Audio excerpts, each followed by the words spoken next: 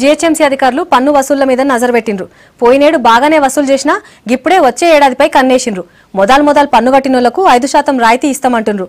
గీ సౌలతి ఈ నెలాఖరు వరకే చెప్పిండ్రు.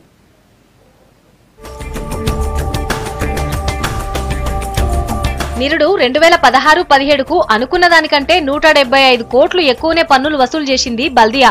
పాత నోట్ల పుణ్యమో లక్కీ డ్రా బంపర్ ఆఫర్ల సౌలతో తెలియదు గాని పన్నులు భారీగా కట్టిండ్రు పట్నం పబ్లిక్ కు.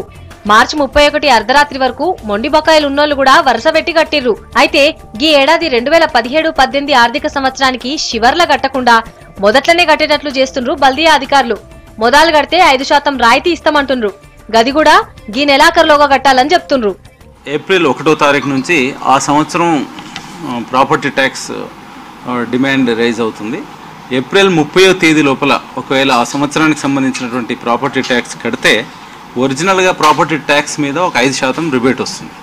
ఈ సంవత్సరం కూడా ఈ ఎర్లీ బర్డ్ ఆఫర్ అంటే ఏప్రిల్ 30వ తారీఖు వరకు ఉంటుంది కాబట్టి దీనికి రాత్రి పగలు ఆఫీసు లేకపోతే మున్సిపాలిటీకి రావాలి అట్లేం లేదు. ఆన్లైన్లో కూడా పేమెంట్ చేయొచ్చు.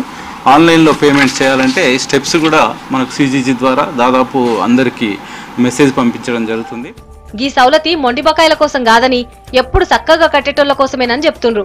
గట్లనే ఈ నెల 30లోగా ట్రేడ్ లైసెన్స్లను రెన్యువల్ చేసుకోవాలని ట్రేడర్లకు గుర్తు చేసిండ్రు అధికారులు. ఈ నెల 30 దాటితే ట్రేడ్ లైసెన్స్ రెన్యువల్ కు 25%, జూలై 30 నుంచి 50% దండగేస్తామంటుండ్రు. ఇంకొక ట్రేడ్ లైసెన్స్ లో డేంజర్ ఏంటంటే ట్రేడ్ లైసెన్స్ కూడా ఈ ఎలాంటి పెనాల్టీ లేకుండా అది కూడా ఆన్లైన్లో పే చేయొచ్చు. 34 అంటే 30 ఏప్రిల్ వరకు మాత్రమే చేయొచ్చు. అది వితౌట్ పెనాల్టీ.